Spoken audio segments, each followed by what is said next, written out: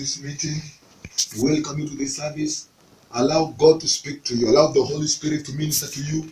Allow God to change your life, because God is not a user. God is a blesser. He can change your life. He can deliver your life. He can set you free. He can save you. And He can give you a better future. Bwana asifiwe sana. This evening I want to speak to you on the message I titled, Destroying Illegal Structures in Our Lives.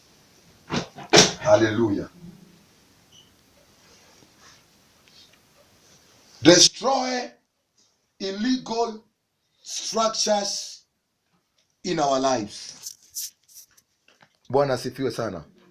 It is important for every born-again believer to understand that demons are spirit beings. Therefore, they are not permitted to be in the earth physically, because they are spirit beings. So demons cannot be physically here on earth. So anytime demons want to manifest themselves, they look for a vessel, Bwana asifiwe sana, to manifest their evil.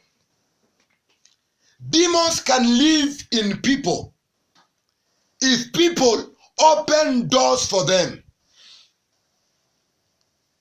Bwana asifiwe sana. Are we together? Somebody may ask me, preacher man, do you believe that Christians, born again people, can have demons? Yes, it is possible. Bwana asifiwe sana. What does the Bible says in the book of Ephesians chapter 4 and verses 27? The Bible says that do not give the devil an opportunity. So many of us, knowingly or without knowing, we have opened doors for the enemy. We have given the devil an opportunity to enter into our lives, to harass and to arrest our destinies. Bwana asifiwe sana. Bwana asifiwe. And number two, it is important also to understand that our God is a spirit being. The Bible says in John chapter 4 verses 24, that for God is a spirit being, and those who worship Him must worship Him in spirit and in truth. Amen? So God is a spirit being. Na pia ni muhimu kuelewa ya kwamba Mungu haiko na kanuni zake za kiroho ambazo hawezi kuvunja. Ukisoma Revelation chapter 3 verses 20, Mungu anasema kwamba nasimama kwa milango ya moyo wako. Ni Mungu mwenye nguvu, ni Mungu mwenye hekima, ni Mungu mwenye uwezo. Akipenda anaweza kuingia kwa fujo, lakini kwa sababu haiko na sheria zake za kiroho, yeye anasimama anabisha. Ukifungua ataingia ndani, ukikataa atabaki nje. Kwa sababu gani? Mungu anaheshimu sheria zake. Bwana asifiwe sana. Nataka ujue pia shetani anajua hizo kanuni. Shetani anajua neno la Mungu. Kwa hivyo anaheshimu hizo kanuni za Mungu. Hawezi kujileta kwa fujo kwako, atakusukuma ufungue milango. Ukifungua milango ndio aingie, ndio aanze kukutesa. Bwana asifiwe sana. Na watu wengi siku ya leo, kwa kujua mabila kujua, walimfungulia shetani milango. Bwana asifiwe sana. Mijengo zikajengwa ndani ya maisha yetu. Sasa wakati wowote Mungu anataka kuleta ukombozi, Mungu anataka kuleta uponyaji, Mungu anataka kuleta wokovu, Mungu atatafuta chombo ambacho ni kisafi. Bwana asifiwe sana. Ile ingie ndani yake aitumie kudhihirisha wokovu na kujionyesha Mungu mwenye nguvu. Bwana asifiwe sana. Shetani naye pia akitaka kuleta uharibifu mahali, atatafuta chombo ambacho ataingia ndani akitumie kuleta uharibifu. Ninatangaza siku ya leo ya kwamba shetani hatapata nafasi kwa maisha yetu katika jina la Yesu. Milango yote tuliyofungua, milango yote iliyofunguliwa na babu zetu na baba zetu, tunaifunga kwa damu ya Yesu. Tunakataa kutawaliwa, tunakataa kuzuiliwa, tunakataa kupingwa, tunakataa tuondole kwa nafasi zetu. Tunakataa kuzaa vilema, tunakataa kuzaa vipofu. Lazima tuzalishe makusudi ya Mungu. Nguvu zozote zilizozuilia wazazi wetu hazitatuzuilia. Tunakataa katika jina la Yesu. Kila maroho yote iliyokamata wazazi wetu ikawafanya bure kwa maisha, ikawafanya walevi, ikawafanya washerati, tunazitangazia nguvu hizo hazina uwezo juu ya maisha yetu. Sisi hatutazuiliwa, sisi hatutapingwa. Tutazalisha makusudi ya Mungu katika jina la Yesu Kristo.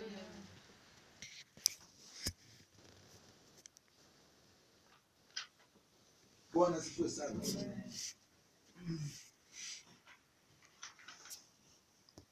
Bwana asifiwe.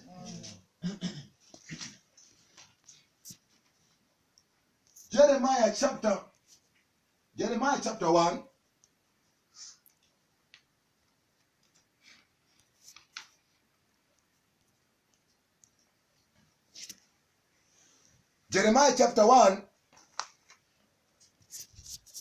Jeremiah chapter 1 and verses 9.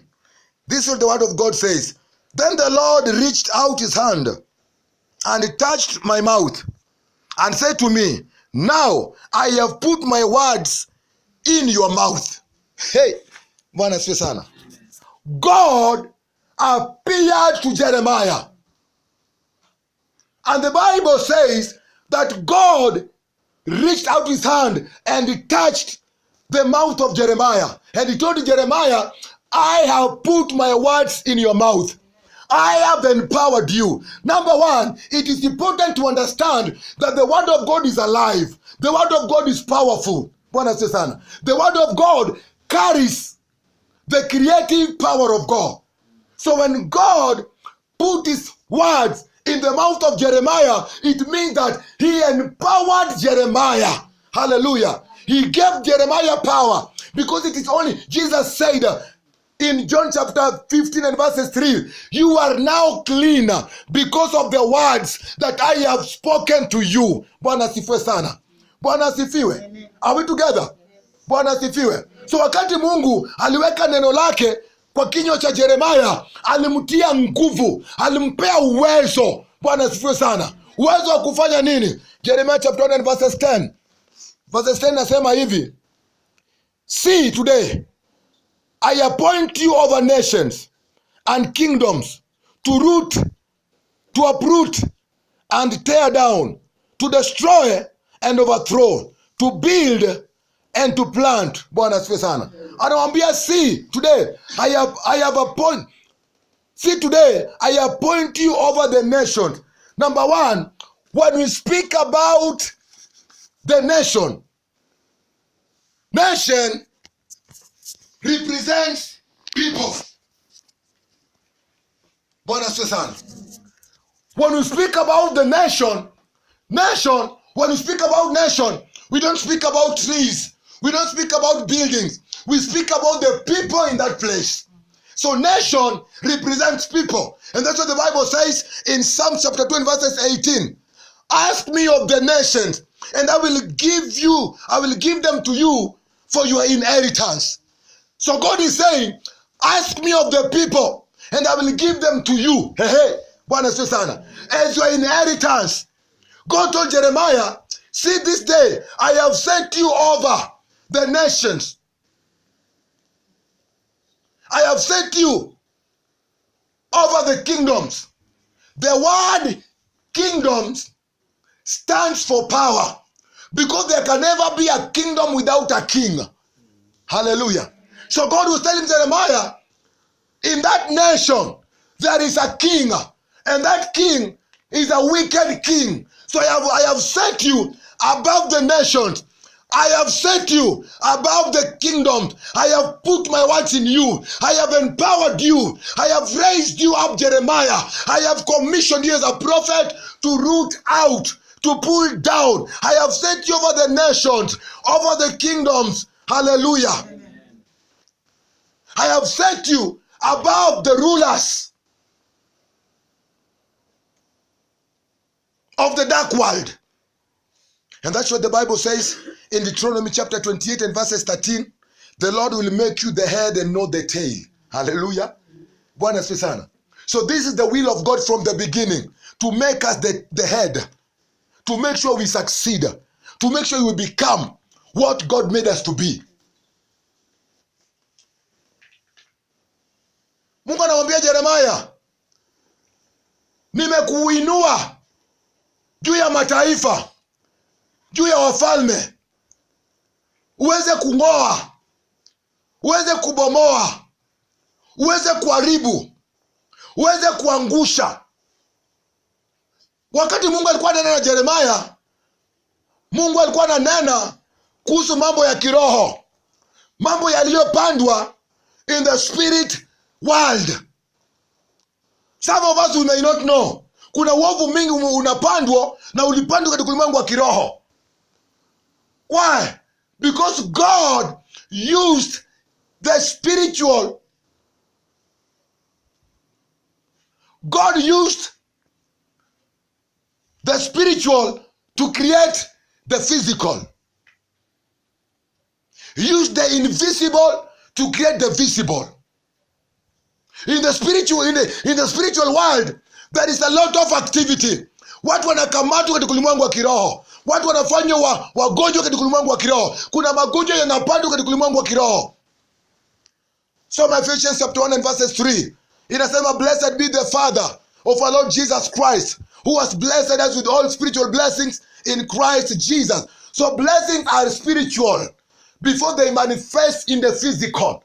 Magonjwa yote tunayoyaona, cancer, high blood pressure, diabetic, vifo za mapema, ajali, hupandwa katika ulimwengu wa kiroho. Divorce hupangwa katika ulimwengu wa kiroho kabla hajaingia katika ulimwengu wa kiasilia. Na Mungu anamwambia Yeremia, leo hii nimekuinua kwa sababu kuna uovu umepandwa na wachawi na waganga katika ulimwengu wa kiroho. Watu wamezuiliwa. People who are supposed to be leaders, watu ambao walikuwa wanafaa wawe viongozi, wako nyuma kabisa. People who are supposed to live in their houses, they are living in rentals. Why? Kwa sababu ya uovu ambao ilipandwa katika ulimwengu wa kiroho. Baba zetu wengine hawakumjua Mungu. Sasa walipokamatwa na shida, walikimbia kwa wachawi na waganga kutafuta suluhisho, wakajenga madhabahu ya kiroho katika ulimwengu wa kiroho. Ninatangaza siku ya leo, kila madhabahu yoyote, kila madhabahu ya uovu iliyoinuliwa na baba zetu ambazo sasa zinatuzuilia, inanena laana juu ya maisha yetu, ninaamuru sasa ivunjike, naamuru tuachilie sasa katika jina la Yesu. Madhabahu ya uchawi, madhabahu ya uganga, madhabahu ya urogi, madhabahu ya divination, chomeka sasa, chomeka sasa, chomeka sasa. Chochote kiovu kilichopandwa katika ulimwengu wa kiroho ili kituzuilie, kikamate maisha yetu, itufanye bure kwa maisha, ninaiangusha, ninaibomoa. Kila majengo yoyote Baba hakujenga, kila majengo yoyote Mungu hakuyajenga, ninaziangusha, ninazibomoa. Majengo ya kutoendelea, majengo ya kutolewa, majengo ya magonjwa, majengo ya shida, ninazibomoa, ninaziangusha katika jina la Yesu. Natangaza uachiliwe, ndoto yako iwachiliwe, ndoa yako iwachiliwe, huduma yako iwachiliwe, karia yako iwachiliwe, biashara yako iwachiliwe, watoto wako waachiliwe katika jina la Yesu Kristo. Now listen to me. Any power you don't fight with will fight you.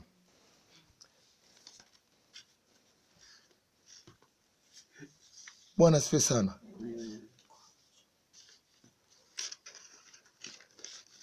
Bwana asifiwe. Bwana asifiwe. Ndio maana Yesu akasema katika Matthew 13 verses 25 kwamba mpanzi alienda kapanda.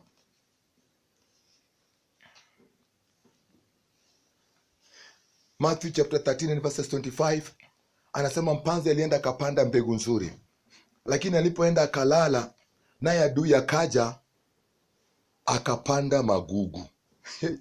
Bwana asifiwe sana. Sasa adui ni nani? Ukisoma Matthew 13 and verses 28 inasema an enemy is the devil. An enemy has done this. Who is the enemy? The enemy is the devil. Na niliwaambia hapo mwanzo ya kwamba shetani hawezi kujimanifest hapa kimwili, lazima atafute chombo aingie ndiye atumie. Kwa hivyo shetani anaweza kutumia mwanadamu, wachawi na waganga, watu waovu, kupanda uovu kwa maisha yako, kwa ndoa yako. Bwana asifiwe sana. Yesu akasema katika Matthew 15:13 ya kwamba pando lolote Baba yangu hakupanda kitang'olewa na mizizi. Ninatangaza jioni ya leo, pando lolote, mijengo yoyote Mungu hakuyajenga, tunaing'oa sasa. Tunaing'oa sasa.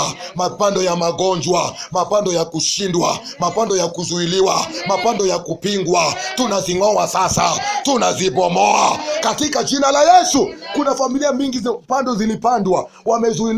Unapata mtoto anafika class 7 anaambia baba, mimi nataka kuoa. Kwa sababu gani? Baba naye hakufika form 4, baba naye alifika standard 7. Sasa haya majengo inaweza kuruhusu mtoto afike mahali baba yake alifika. Kuna familia zingine wanateseka, wasichana wamefika age ya kuolewa, they are very beautiful, lakini hakuna ndugu wa kuwaoa. Ukifika Sunday ile ndugu vaa vizuri, unavaa zile viatu lift me up because you know me better than myself. Unaenda kwa saluni, unatengeleza nywele mpaka unaweka ingine hapa mbele, ukitembea na kafanya hivi. Bwana asifiwe sana. Bwana asifiwe sana. Unainua mkono, unaimba, unajaribu kuangalia ndugu akwambia hello there, lakini after service ndugu anatoka na kuambia bwana asifiwe dada, ni saa ngapi? They can't see you kwa sababu ya majengo yaliyojengwa. Na ndani ya majengo hayo yaliyojengwa na wachawi, yaliyojengwa na wazee waovu, na ziamuru zivunjike, na ziangusha chini, ninazibomoa katika jina la Yesu. Natangaza uachiliwe katika jina la Yesu Kristo. These are the illegal structures ambazo zilijengwa kando kando ya barabara. Mbona sasa Nairobi Sonko anaondoa, anavunja mijengo kwa sababu they are illegal. Bwana asifiwe sana. Anything that is illegal in your life, every strange power, every strange altars in your life, every strange spirit in your life, I command it to release you now. I command it to release you now. Anything in your body that is not of God, anything in your life, anything in your marriage, anything in your career that is not representing God, I command it to come out. I command it to come out. Every barrier, every blockage, every opposition, generational curses, generational sicknesses, I command them to release you now. In the mighty name of Jesus. You must be free. Sasa Mungu anamwambia Yeremia, nimekuinua juu ya mataifa, nimekuinua juu ya falme.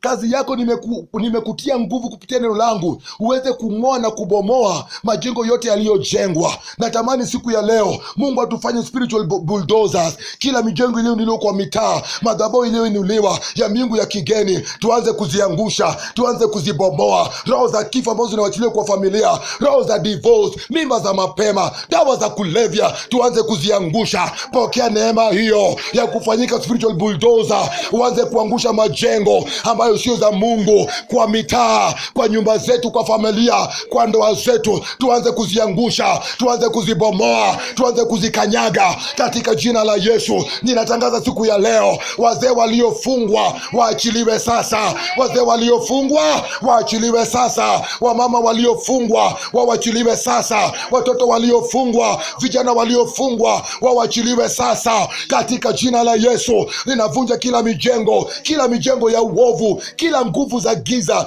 zituachilie.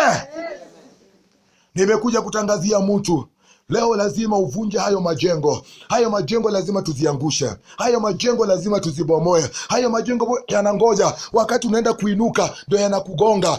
Anytime you are about to rise in life, that is when these structures begin to fight you. They punish you. They make sure you never become what God made you to be. These are the powers that keep on pulling you back. You work like an elephant, you eat like an ant. They oppose you. They fight the work of your hand. They fight your marriage. They fight your ministry. They fight your career. They make sure you don't become anything in life. I declare to you today, you will never become nothing, because God never made nothing. God made you in his image and after his life. like his likeness. Receive the grace to dominate. Receive the grace to be in power. Receive the grace to do dominion. Katika jina la Yesu. Kama wazazi wako walizuiliwa, wewe hautazuiliwa.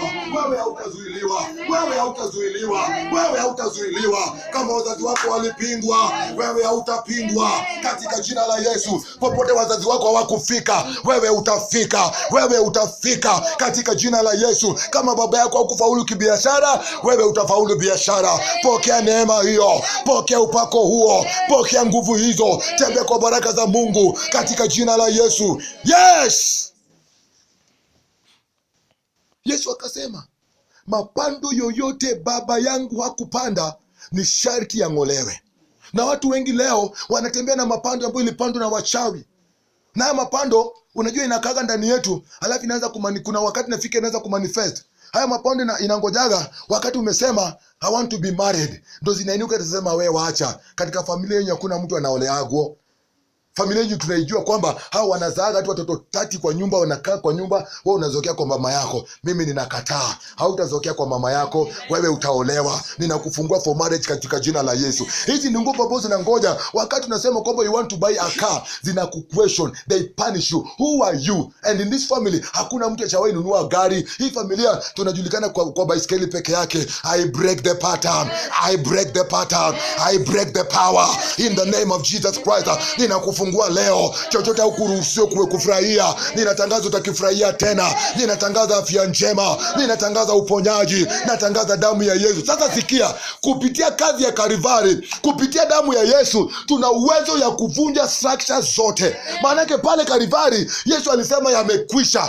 Yesu alivunja nguvu za giza. Yesu alimshinda shetani kupitia Kalvari. Na wewe ukapewa nguvu hizo. Ninakutangazia siku ya leo, chochote kinasimama mbele yako ambacho si ya kiungu, kupitia damu ya Yesu, kupitia covenant ya Kalvari, anza kuzivunja sasa. Anza kuzinena zikuachilie. Anza kuziambia ziondoke sasa katika jina la Yesu. Lazima uingie kwa nafasi yako. Hey! Wewe sio wa kuzuiliwa. Bwana asifiwe sana. Wewe ni wa kwenda mbali. Na hizi structures, illegal structures, ndo zinapiga watu.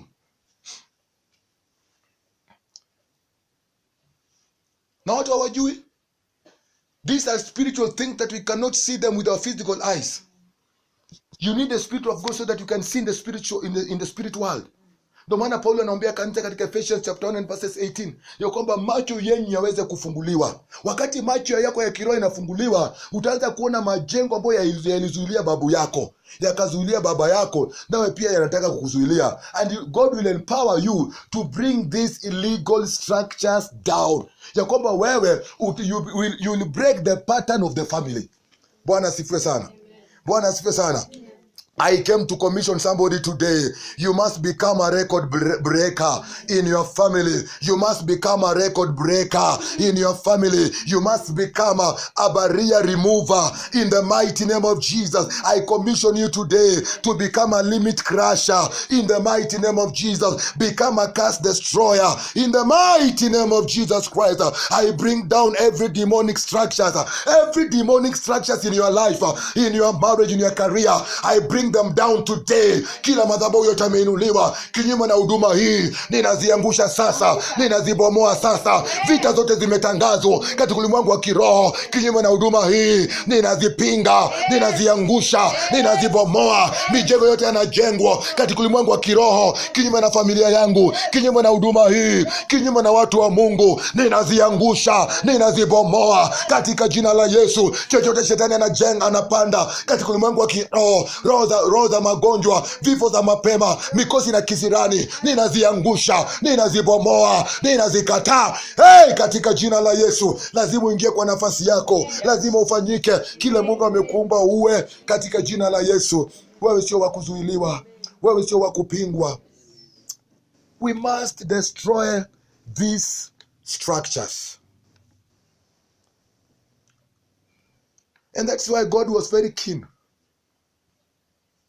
Whenever God was speaking to the people of Israel, ukisoma Deuteronomy chapter 7 and verses 1 to 6, anawaambia mutakapoingia kwa taifa hilo, Msiabudu miungu yao, msiinamie majengo yao. Bwana asifiwe sana. Anawaambia mtaangusha madhabahu yao, mtaharibu mahali pao pa kuabudia, mtaangusha miungu yao, kisha na nyinyi mtanitengelezea madhabahu yangu. Bwana asifiwe sana. Mungu alikuwa anaambia Wanaisraeli, katika nchi yote mnakapoenda, mjue kwamba hiyo nchi yako bure. Kuna madhabahu yameinuliwa, kuna majengo yamejengwa, yanaweza kukuzuilia, yanaweza kukupinga. Sasa sikia, unapoenda kwa new place, you want to start a business, you want to start a ministry, before you do anything, anza fanya what we call spiritual mapping. You are the strong man of the area. You are the territorial power. Begin to deal with the strong man. Begin to bring down the structures. Because ukianza biashara kwa mji huo, kama hujashughulikia the strong man, utapata biashara yako haitafaulu. Kwa sababu watu wengi leo wanafanya biashara na kama wanatembea na madhabahu. Bwana si sana. Wengi wanaenda kwa waganga, wanatoa sacrifice, wanatoa watoto wao, wanatoa mali, wengine wanatoa sehemu za mwili zao ndio wapewe nguvu ya kufaulu kwa biashara.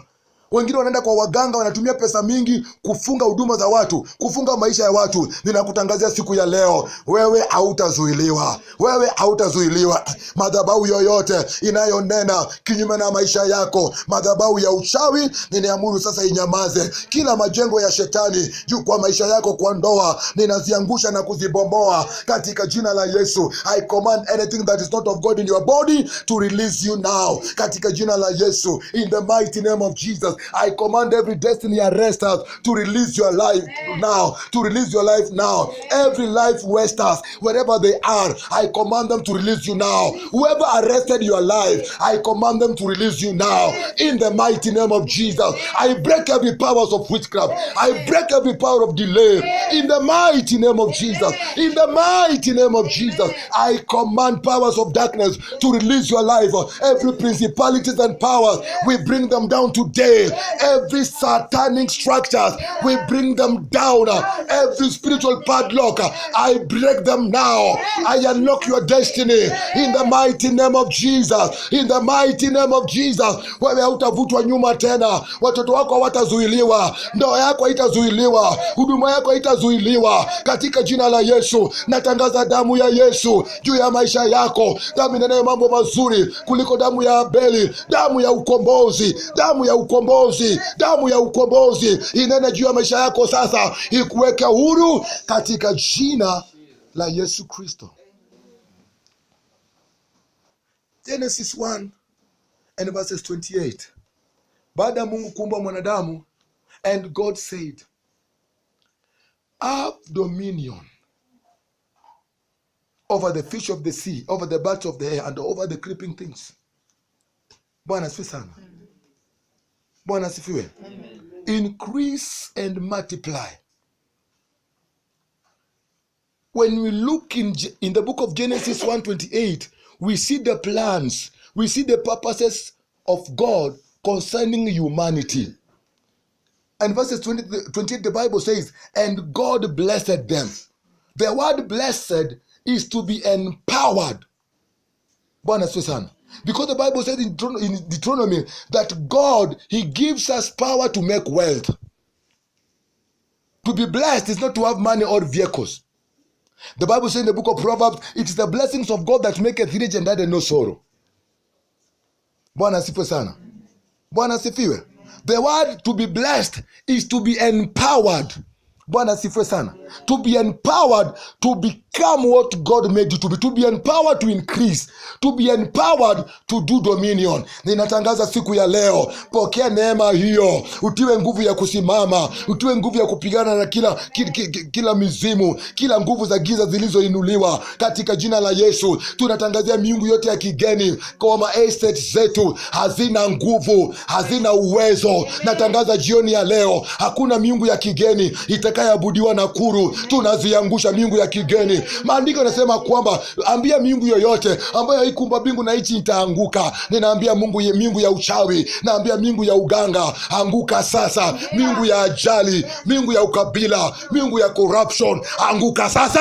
Hauna nafasi Kenya, hauna nafasi kwa estate zetu, hauna nafasi kwa maisha yetu. Toka katika jina la Yesu. Natangaza watu wafunguliwe, watu wawekwe huru, watu waingishwe kwa nafasi zao katika jina la Yesu Kristo. So from in the book of Genesis, what do we see? We see the plans of God for creation. We see the purposes of God concerning your life. God never made failures. Bwana sifiwe sana. Lakini watu wanaweza kukufanya uwe failure kimaisha. Hello? Watu ambao waliokuwa na destiny kubwa walikamatwa wakafanywa bure kwa maisha. Watu walikuwa na ndoto kubwa, wewe ulikuwa unaota, Mungu alikuwa anakusaidia. Unaota, unalala, unaota ukiwa Amerika, unahubiri watu wanatembea, unahubiri watu wanaokoka, lakini leo destiny yako imekamatwa. Leo unaota ukikimbizwa, unaota ukikula nyama kwa ndoto. Wewe ulikuwa na destiny kubwa, leo hii unajiona sasa uwako tena kwa hiyo destiny yako. Unatembea town na dawa ya kuua mende. Dawa ya kuua mende inaua cockroach, inaua panya, inaua kila kitu. Destiny yako imekamatwa. Destiny yako imebadilishwa. Kile Mungu alikusudia uwe, sasa ufanyiki hiyo, unakuwa the opposite. Tunaukuta town kwa stage. Dawa ya kuua mende, dawa ya kuua panya, inaua hata mzee akikusumbua. Destiny imekuwa arrested. Bwana asifiwe sana. Natangaza destiny yako iwachiliwe. Natangaza nyota yako iwachiliwe. Waganga na divine walioshika nyota yako, ninawaamuru waiachilie sasa. Waiachilie sasa. Wewe ni wa kuenda mbali. Wewe hautazuiliwa. Wewe hautapingwa. Katika jina la Yesu Kristo. Be set free in Jesus' name. Hallelujah. I want us to stand on our feet in Jesus' name. We want to destroy every illegal structures in our lives today.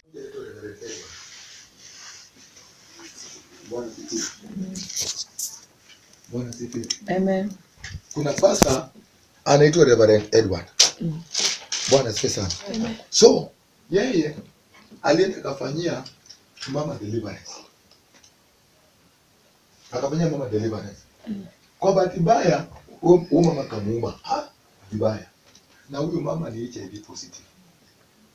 So Pastor Reverend Edward is a very great man of God. So alipokuwa akiomba, shetani akamuita Otacon. Shetani akamwambia, ulifanyia mama na AIDS deliverance na akakuuma. You are positive. Pastor alikuwa anaamka usiku anaangalia bibi yake na watu wanasema anawawacha. Kwa sababu aliitwa altar kwa shetani akakubali. Shetani anaanza kuita kwa altar kwa wangapi wanakuwa wanataka kuwa discouraged and rather than kuweka ni bila kwa altar shetani unakuwa discouraged. Shetani anaanza kuita kwa altar kwa altar ya kugive up. Sio kweli? Bwana asifiwe sana. We refuse to give up. Amen. We refuse to give up. Tunakataa kuzuiliwa katika jina la Yesu. Bwana asifiwe sana. Amen. I want to speak on the message I started on Tuesday. I will finish it today. Destroying evil structures in our lives. Destroying evil structures in our lives. Bwana asifiwe sana. Bwana asifiwe.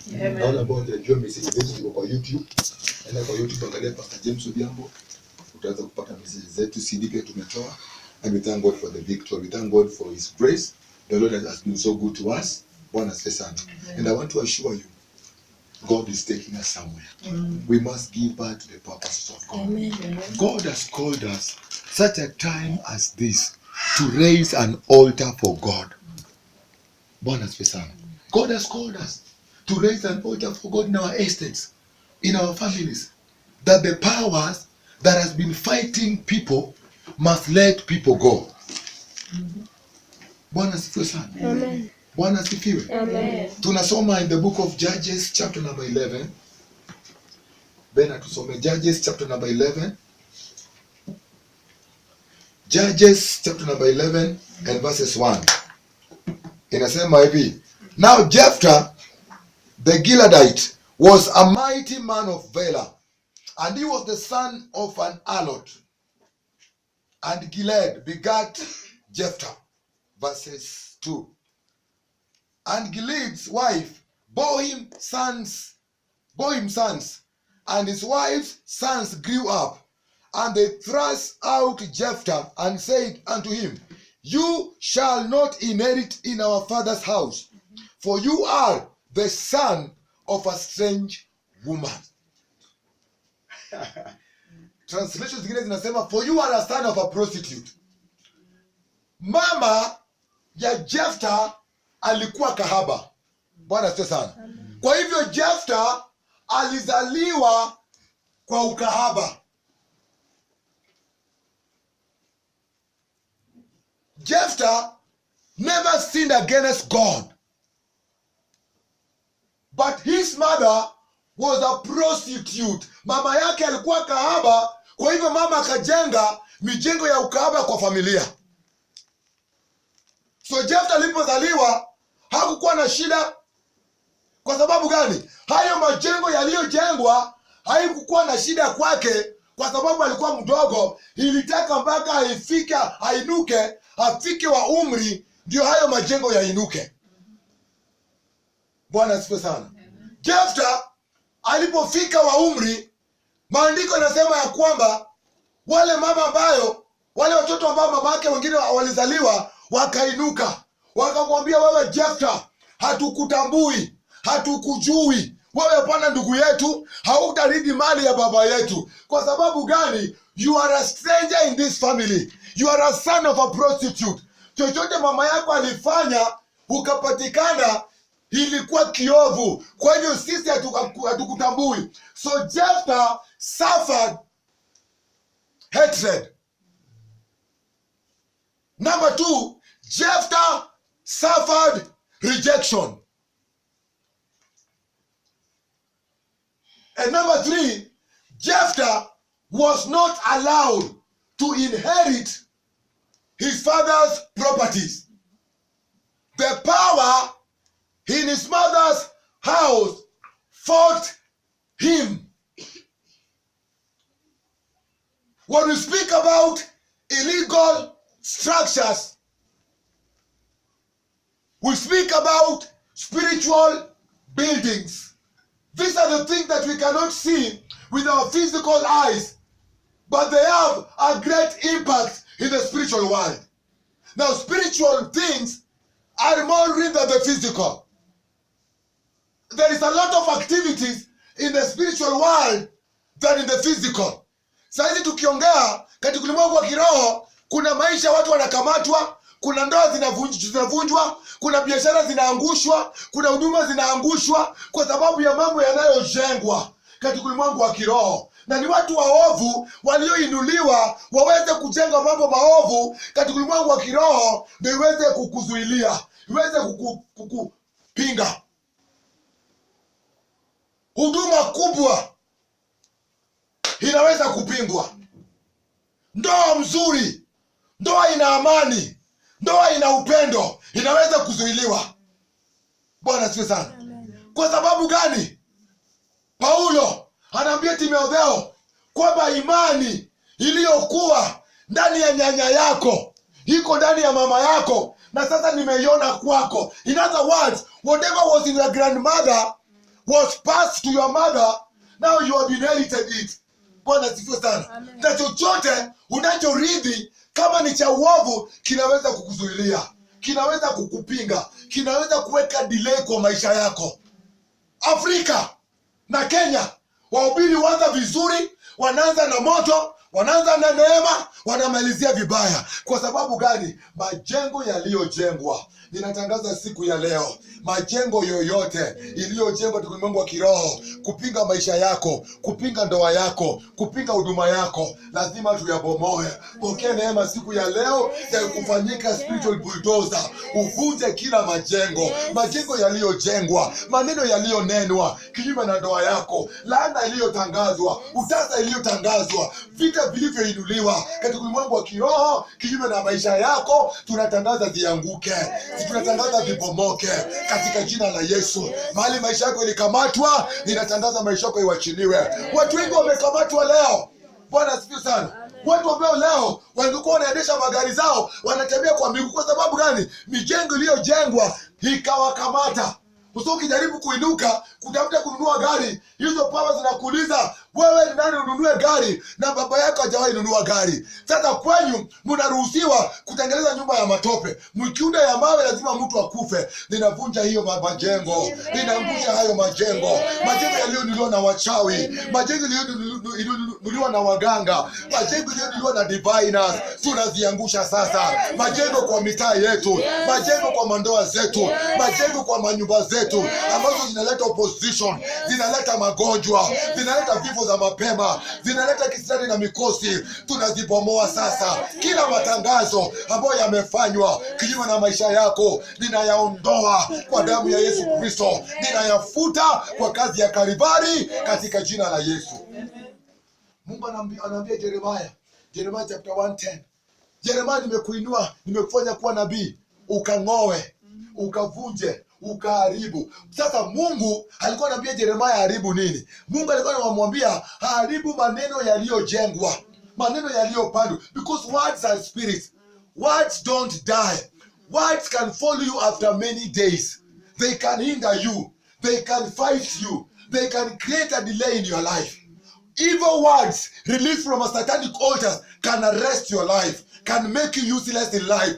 Evil words released by the wicked people can arrest your ministry, can destroy your ministry, can destroy your business, can pull down your career. Ninatangaza leo maneno yote yaliyotangazwa kinyume na maisha yako, maneno yote yaliyonenwa kwa jua na mwezi, kwa ardhi, kwa anga, kinyume na maisha yako, ninayaondoa, ninayafuta, ninayabomoa kwa damu ya Yesu Kristo. Ninatangaza uwepo huru. Chochote ukuruhusiwa kufurahia, enda ukifurahie katika jina la Yesu. Kama baba yako akutengeneza nyumba ya mawe, wewe tengeneza gorofa ya mawe. Kama baba yako akununua gari, wewe nunua gari. Kama baba yako akwenda kwa mataifa, wewe enda kwa mataifa, maana wewe umebarikiwa na chochote Mungu amebariki. Hakuna shetani, hakuna mwanadamu awezaye kulaani. Wakati Balak aliona wana wa Israeli wananenepa, wamebarikiwa na ongezeka, wanakuwa vizuri, Balak akatumana Balaam aitwe. Kazi ya Balaam ilikuwa nini? Kulaani wana wa Israeli. Lakini alipojaribu kwa laani, Mungu akamwambia usilaani kile ambacho kimebarikiwa, na maana umebarikiwa wewe hautalaaniwa. Natangaza hautalaaniwa. Popote unaposikia sauti yangu hautalaaniwa. Nakuja laana zote, laana za kifamilia, laana za wazazi, laana za wachawi, laana za waganga, laana zilizokufuata kutoka Kenya mpaka Germany, ninazivunja, ninaziondoa, ninaziangusha chini, na nena damu ya Yesu, na nena damu ya Yesu ikuweke huru. Watu wanaweza kuzuiliwa, watu wanaweza kupingwa. Unashangaa katika familia yenu hakuna mtu ashawahi inuka. So familia yenu inajulikana na jina mbaya. Jephthah alijulikana na jina mbaya. Your mother is a prostitute. So akawa na jina mbaya. Because of that word prostitute, Jephthah suffered rejection. Jephthah suffered hatred. Alichukiwa bure, akadharauliwa, akaambiwa wewe hautarithi na pamoja na sisi kwa sababu wewe ni mwana wa kahaba. Bwana asifiwe sana. Haijalishi majina ngapi umeitwa. Jabezi aliitwa uchungu. Bwana asifiwe sana. Jabezi, hiyo ni maneno yaliyojengwa. Mamake alimzaa kwa uchungu, so mamake akamuita you are pain, akamuita jina mbaya, wewe ni uchungu. Jabezi akatembea, Jabezi akaumia kwa sababu ya maneno yaliyojengwa, kwa sababu ya mijengo iliyojengwa katika wa kiroho. Jabezi akazuiliwa, lakini si usiku moja alipoinuka, maandiko yanasema kwamba akaomba, akamwambia Bwana, kama utakuwa pamoja na mimi na utanibariki. Alipomuita Mungu, Mungu akaja akamsaidia. Naita Mungu kwa niaba yako. Si Mungu akusaidie, si Mungu akuondolee mateso, si Mungu akuondolee maumivu. Ndoa yako iponywe, maisha yako iponywe, huduma yako iponywe, karia yako iponywe katika jina la Yesu. Wewe uruhusiwe ufike kule Mungu amekusudia ufike katika jina la Yesu. Bwana asifiwe sana. Amen. Kuna hiyo majengo yanayojengwa. Bwana asifiwe sana. Amen. Na watu waovu. Ukisoma Ezekiel 11:1-3, Biblia inasema kwamba Roho wa Mungu akamchukua Ezekieli akampeleka kwenye malango ya Bwana, kisha akamwonyesha 25 wicked men. Bwana asifiwe sana. Kazi ya hawa watu ilikuwa ni kusimama kwa malango na kutangaza ambao wako kwa hii Nakuru yote, hao ni nyama, sisi ni sufuria, tunawakaranga. Ezekiel 11 from verses 1 to 4. Bwana asifiwe sana. Bwana asifiwe. Watu wakazuiliwa, watu wakapingwa, watu wanachukua hatua 2 mbele, wanachukua hatua nyuma 10. Ukianza biashara, unaanza vile unafika mahali biashara inaanguka, you go back to square one. Why? Because of these 25 wicked elders. Watu ambao hawataki kuona watu wakiendelea, hawataki kuona ndoa zimesimama, hawataki kuona huduma inaendelea. Kazi yao ni kusimama kwa malango na kutangaza, hapa Kivumbini watu hawataolewa, hapa Kaloleni watu hawataendelea. Nimekuja kutangaza siku ya leo, wewe utaendelea. Kila unabii ya kichawi, kila unabii ya kiwovu ambayo imetolewa kinyume na huduma yako, kinyume na karia, kinyume na estate zetu, tunaziangusha siku ya leo, tunazibomoa. Every evil gatekeeper, we command you to fall down, never to rise up again, in the mighty name of Jesus. Kila wazee waovu wanaoroga mji, wanaofunga mji, wanaofunga baraka za watu, wanaofunga biashara, ninawatangazia sasa, enyi wazee waovu, wakati wenu umefika. Back and go. Wachilia ndoa za watu, wachilia maisha ya watu, wachilia huduma, wachilia estate zetu katika jina la Yesu. Tunaharibu nguvu zenyu, tunabomoa madhabahu yenu, tunavunja dedication zenyu zote katika jina la Yesu. Tunainua madhabahu ya Kristo Yesu. Bwana asifiwe sana. Amen. Ni vizuri kuelewa ya kwamba kwa kila mtaa kuna strong man. Kwa kila familia kuna strong man. And the work of this strong man is to monitor the family. Is to watch over this family. To make sure nobody becomes anything from this family. So anytime you try to rise up, this power will fight you. These powers will pull you down. Bwana asifiwe sana. The power will wait until you say, I want to be married. That is when the powers begin to fight you. These evil forces will wait until you say, God has called me to preach the gospel. That's when the power will begin to fight you, to make sure you don't become what God made you to be. I declare to you today, you must become that which God made you to be in the mighty name of Jesus. Pokea neema ya kuinuka. Pokea neema ya kuinuka. Pokea neema ya kuinuka. Uinuke kwa maombi. Uinuke kwa maombi. Uinuke kwa kusoma Biblia. Uinuke kwa kufunga na kuomba. Uinuke kwa kuangusha madhabahu haya ili uweze kwenda kwa mataifa. Kwa sababu mataifa inatungoja. Watu wanatungoja na sisi tuko hapa. I want to tell you something today, my sisters and brothers. We are the people to deliver Africa. We are the people to deliver the world. Receive the grace, receive the anointing, receive the power, receive the fire for God.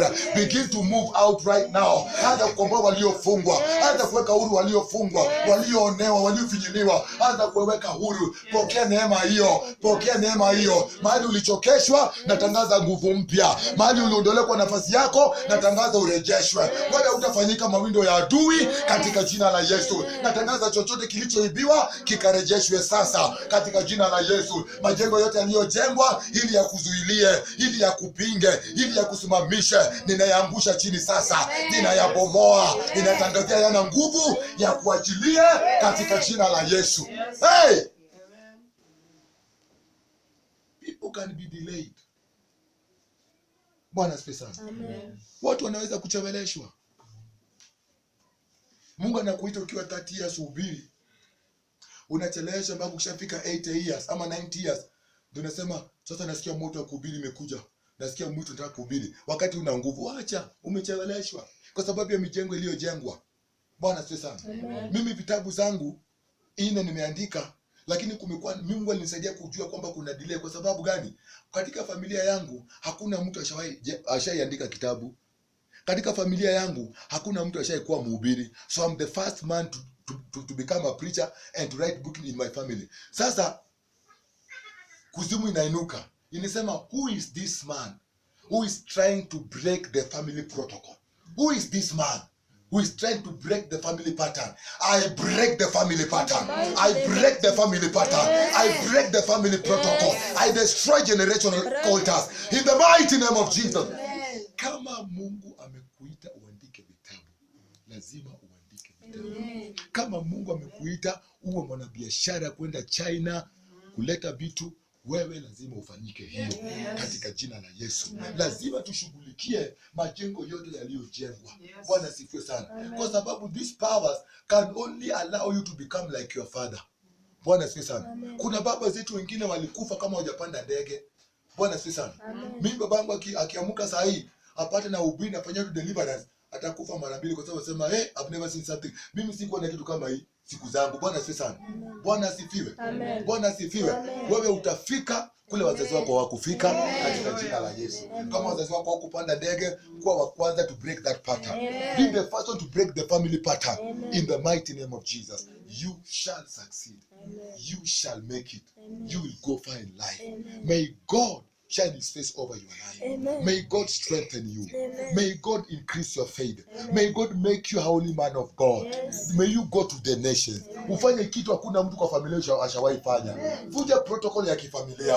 Vunja protocol ya kifamilia. Kama kwenu mnajulikana kujenga nyumba ya matope ama nyumba ya mbao, break the protocol. Simamisha nyumba ya mawe, because you believe in a big God, because you trust in a God who is never defeated. We serve a mighty God. We serve a big God, a God who is never defeated. He is a big God. He is the greater I am. And because you trust in this God will help you. This God will fight your battles. This God will raise you up. May God challenge all your challenges. In the mighty name of Jesus, I declare over your life today, may you be the first one to break evil records in your family. Amen. Be a record breaker in the family. Amen. Be a record breaker in the family. Amen. I prophesy over your life. Yes. Be a first man to break every barrier in the family. Amen. Be a first person to remove every limitation in the family. Amen. Crush every curses in the family. Yes. Be a first man in your family. Be a first man in your family. Yes. Be a first man in your family. Yes. To crush generational curses. Amen. To destroy evil line. Receive the grace to cross every family line. Katika jina la Yesu. Bali watu wanaingia kwenyu, wewe utaingia. Natangaza wewe utafaulu. Wewe hautazuiliwa. Kila malango ya kuzimu inayokuzuilia, roho za uchawi zinazokuzuilia, roho za kuzimu zinazokuzuilia, ninaziamuru sasa katika jina la Yesu, ziondoke zikuachilie. Mijengo yoyote iliyojengwa na babu, iliyojengwa na wazazi, zinazotuzuilia, zinazotupinga, zinazotuuliza maswali, ninazinyamazisha, ninaziharibu, ninazibomoa, ninaziangusha katika jina la Yesu. Muganga yoyote aliyefanya matangazo kinyume na ndoa yako, kinyume na maisha yako, navunja matangazo hayo, navunja matangazo hayo.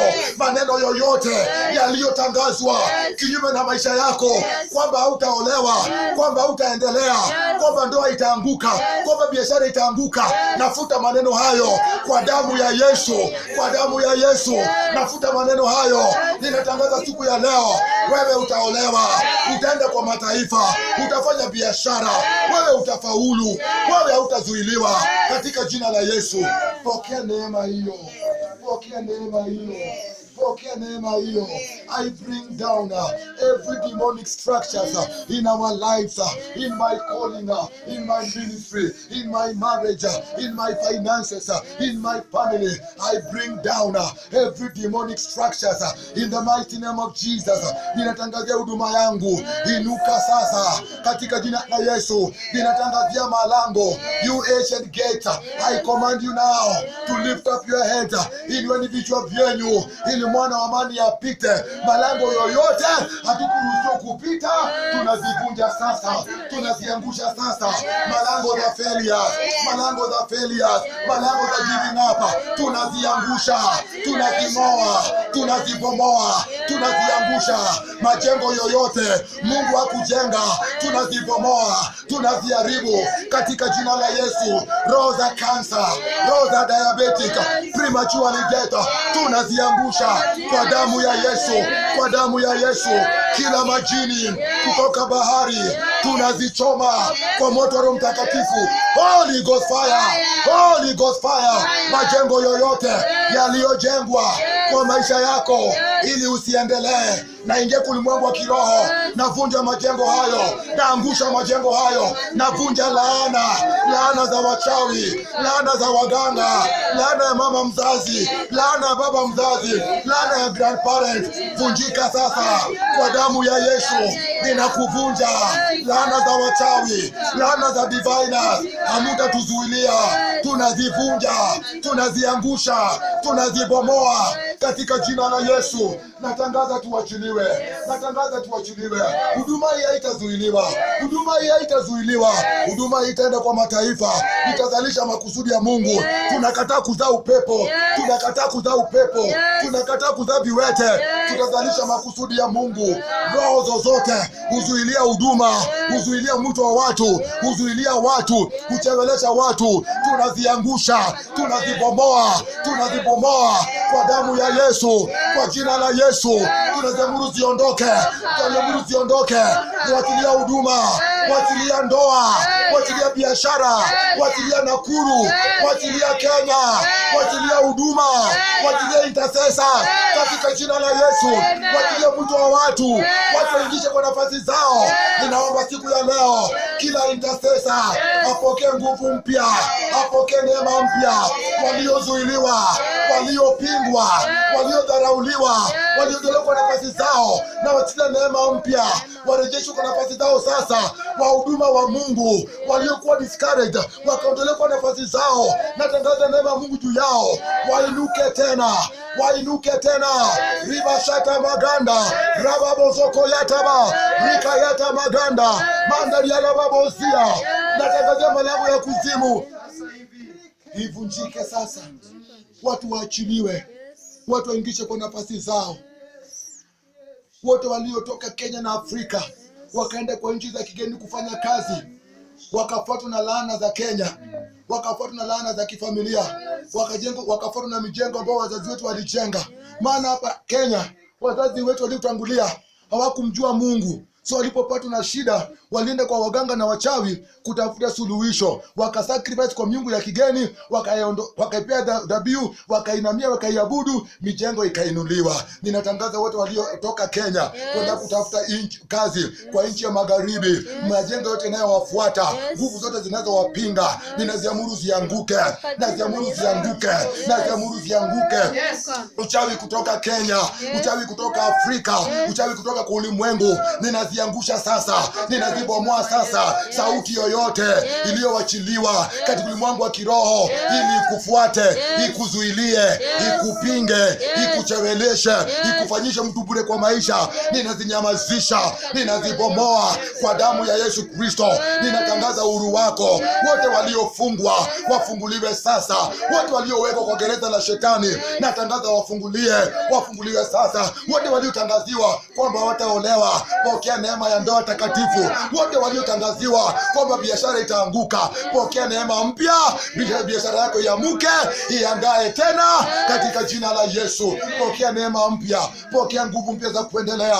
Si Mungu afanye nguvu zako upya, si Mungu akuinue, si Mungu ainuke apigane vita zako. Mungu ajionyeshe Mungu mkuu kwa niaba yako, si Mungu akusaidie. Daudi akasema, kama sio Bwana ambaye amekuwa upande wangu wakati adui aliinuka kinyume na mimi, basi adui wangenimaliza. Natangaza siku ya leo, adui wanapoinuka, wacha Mungu ainuke. Let God arise. The Bible says in the book of Isaiah 59 and verses 19 that the enemy will come like a flood, but the Spirit of God will raise up a standard. I pray today in the mighty name of Jesus, may the Holy Spirit of God raise up a standard in your ministry, in your career, in your marriage, in your business, in your life. May the Holy Ghost raise up a standard against the floods of the devil in the mighty name of Jesus. Natangaza neema mpya. Uingie kule ukuruhusiwa kuingia, ufike kule ukuruhusiwa kufika katika jina la Yesu. Chochote kiliua wazazi wangu, mimi nakataa. akitaniua katika jina la Yesu. Vita zote wazazi wangu walipigana wakashindwa, mimi nakataa, sitashindwa. Vita za magonjwa, vita za divorce, vita za vifo za mapema, vita za ajali, vita za kisirani, vita za mikosi, ninazishinda, ninaziangusha kwa damu ya Yesu Kristo. Mali wazazi wangu hawakuingia, mimi nitaingia. Mali baba yangu hakufika, mimi nitafika na nipite, maana nguvu za Mungu na neema ya Mungu iko juu ya maisha yangu. Navunja kila mijengo iliyojengwa na baba, mijengo iliyojengwa na wachawi na waganga, mijengo iliyojengwa na wazee waovu wa mji, ninaziangusha sasa, ninazibomoa, ninaziharibu katika jina la Yesu. Wote waliofungwa ninawatangazia leo, mfunguliwe, mfunguliwe, mfunguliwe. Funguliwa sasa, funguliwa sasa, funguliwa sasa. Navunja kila maagano ya uchawi, kila maagano ya uchawi vunjika sasa. Kila madhabahu ya uchawi ambayo imeinuliwa kinyume na maisha yako, ninaamuru sasa, chomeka, chomeka sasa. Holy Ghost fire, Holy Ghost fire, Holy Ghost fire, Holy Ghost fire, Holy Ghost fire, Holy Ghost fire, Holy Ghost fire, Holy Ghost fire. Funguliwa sasa. Wote walionaswa natangaza wawekwe huru, waliofinyiliwa, walioonewa wawekwe huru sasa, walioteseka, waliolia kwa muda wakuuliza Mungu yuko wapi, wacha Mungu ainuke sasa. Let God arise, let God arise, let God arise, and his enemies be scattered. Let God arise, let God arise, and his enemies be scattered in the mighty name of Jesus. Receive the grace. Receive the grace. May you rise up once again. I break every evil challenge that have been challenging you. In the mighty name of Jesus. Every evil hand against your life, your marriage, your family, your career, I command that hand to release you now. Every wicked woman and wicked man against your suffering, whether dead or alive, I command them to release you, to release your star, to release your destiny. In the mighty name of Jesus. Shatabaganda ribababu. Roko yatabaganda rialababu saya. Tusimame kwa miguu yetu sasa. Just begin to speak in tongues now. Just begin to speak in tongues. Kuna nguvu za Mungu zinavuta watu. Kuna nguvu za Mungu zinavuta watu.